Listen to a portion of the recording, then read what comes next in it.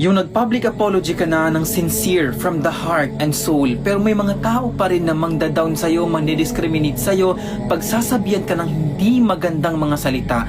By the way guys, ito yung lalaki na nagpakasal sa isang lalaking Muslim din, banda dito sa Sultan Kudarat, ano. By the way, nag-public apology sa sincere from the heart and soul, pero may mga tao pa rin talaga na hindi siya tanggap, like dinidiscriminate siya, ina-underestimate siya, dinadown siya. By the way, i-play natin muna yung video na to ha. Ako po si Marlon Breeze, 21. Nakatira po ako sa Old Pob, Maitom, Sarangani Province. Naghahingi po ako ng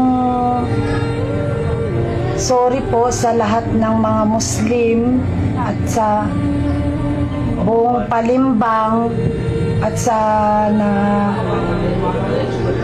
Pamilya. namumuno sa Palimbang at sa pamilya po ng Saktan mo. nasaktan ko. Naghahingi po ako ng patawad. Sana po mapatawad niyo ako. Hindi na po ako ulit. Pangako po yan. Kung ulit pa po ako, pwede niyo na po akong kasi gusto ko lang po magbagong buhay po ngayon. Kasi ko na po ito. Yun lang po. Maraming salamat. Imagine niyo ha, yung ganong sincere ng pag-public apology, like, pwede naman tanggapin yun. It's depend on the family nung lalaki, kung tatanggapin nila or hindi. But us, as a human, why don't we accept that? Bakit pa kailangan nating magsalita pa ng masasakit? Panoorin itong video na to ha. Kang maladyosa ang mukha. Maladyosa ang atake.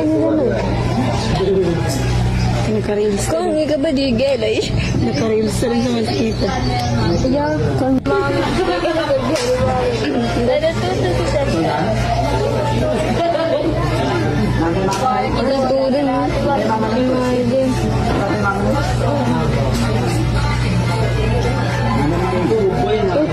Yung ambabata pa nila pero kung makadiscriminate sila, pagtatawanan, iinsultuhin sa ganong way, ganong pamamaraan, like, are we still human? Nasaan yung injection para sa utak natin?